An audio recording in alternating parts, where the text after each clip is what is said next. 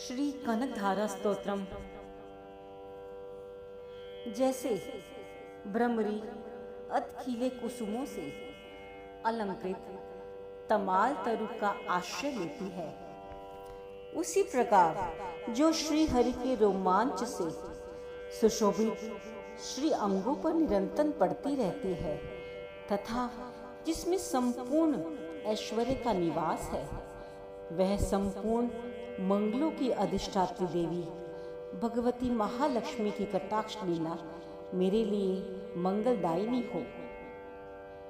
जैसे भ्रमरी महान कमल दल पर आती जाती या मंडराती रहती है, उसी प्रकार जो मूढ़ शत्रु श्री हरि के मुखारविंद की ओर बारंबार प्रेम पूर्वक जाति और लज्जा के कारण लौट आती है, वह समुद्र कन्या लक्ष्मी की मनोहर मुग्ध दृष्टिमाला मुझे धन संपत्ति प्रदान करे।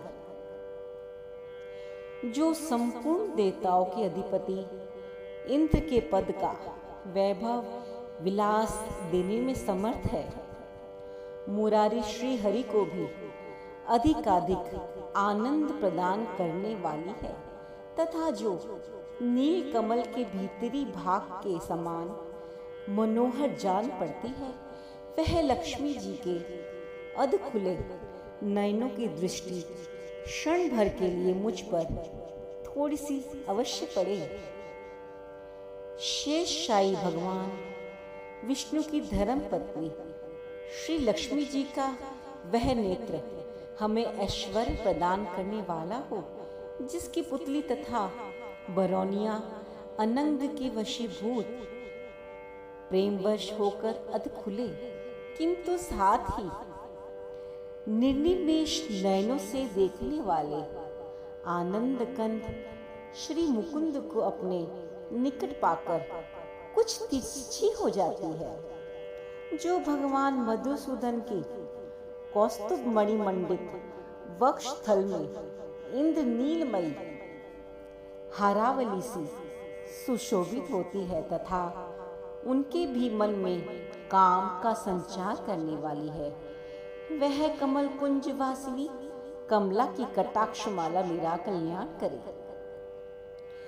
जैसे मेघों की घटा में बिजली चमकती है, उसी प्रकार जो कैटभ शत्रु श्री विष्णु के काली मेघमाला के समान श्याम सुंदर वक्ष स्थल पर प्रकाशित होती है, जिन्होंने अपने आरभी भाव से भृंगु वंश को आनंदित किया है तथा जो समस्त लोकों की जननी है, उन भगवती लक्ष्मी की पूजनीय मूर्ति मुझे कल्याण प्रदान करे। समुद्र कन्या कमला की वह मंद अलस मंथर और अर्धोमिलित दृष्टि, जिसके प्रभाव से कामदेव ने मंगलमय भगवान मधुसूदन के हृदय में प्रथम बार स्थान प्राप्त किया था, यहाँ मुझ पर पड़े। भगवान नारायण की प्रेयसी लक्ष्मी का त्रिनेत्र रूपी मेघ दया रूपी अनुकूल पवन से प्रेरित हो दुष्कर्म रूपी घाम को चिरकाल के लिए दूर हटाकर विषाद में पड़े हुए मुझ दीन रूपी चातक पोत पर धन रूपी जलधारा की दृष्टि करे। विशिष्ट बुद्धि वाले मनुष्य जिनकी प्रीति पात्र होकर उनकी दया दृष्टि के प्रभाव से स्वर्ग पद को सहज ही प्राप्त कर लेते हैं, उन्हीं पद्मासना पद्मा की वह विकसित कमल गर्भ के समान कांतिमती दृष्टि मुझे मनवांछित पुष्टि प्रदान करे। जो सृष्टि लीला के समय वाग देवता ब्रह्मशत्रु के रूप में स्थित होती है, पालन लीला करते समय भगवान गरुण ध्वज की सुंदरी पत्नी लक्ष्मी या वैष्णवी शक्ति के रूप में विराजमान होती हैं तथा प्रलय लीला के काल में शाकंभरी भगवती दुर्गा अथवा चंद्रशेखर वल्लभा पार्वती रुद्र शक्ति के रूप में अवस्थित होती है। उन त्रिभुवन के एकमात्र गुरु भगवान नारायण की नित्य यौवना प्रेयसी श्री लक्ष्मी जी को नमस्कार है। मातः शुभ कर्मों का फल देने वाली श्रुति के रूप में आपको प्रणाम है। रमणीय गुणों की सिंधु रूप रति के रूप में आपको नमस्कार है। कमल वन में निवास करने वाली शक्ति स्वरूपा लक्ष्मी को नमस्कार है तथा पुरुषोत्तम प्रिया पुष्टि को नमस्कार है।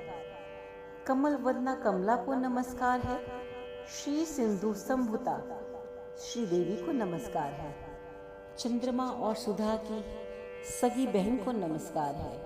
भगवान नारायण की वल्लभा को नमस्कार है। कमल सदृश नेत्र वाली माननीय माँ, आपके चरणों में की हुई वंदना संपत्ति प्रदान करने वाली, संपूर्ण इंद्रियों को आनंद देने वाली, साम्राज्य दिन में समर्थ और सारे पापों को हर लेने के लिए सर्वथा उद्यत है।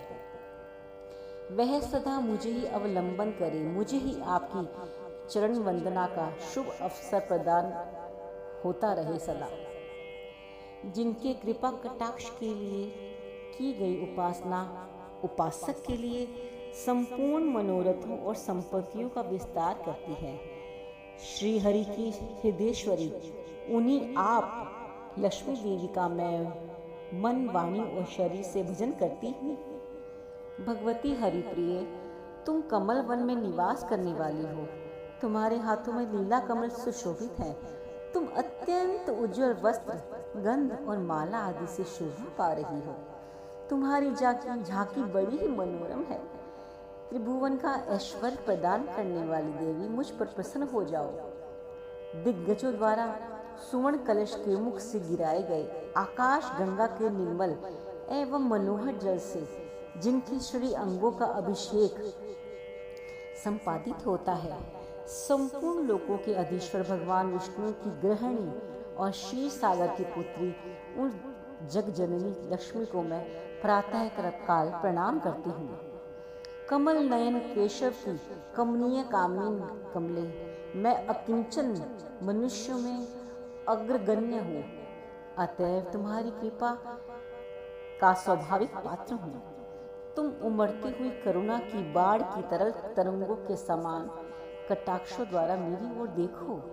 जो लोग इन स्तुतियों द्वारा प्रतिदिन वेद त्रयी स्वरूपा त्रिभुवन जननी भगवती लक्ष्मी की स्तुति करते हैं, वे इस भूतल पर महान, गुणवान और अत्यंत सौभाग्यशाली होते हैं तथा विद्वान मनुष्य भी उनके मनोभाव को जानने के लिए उत्सुक रहते हैं।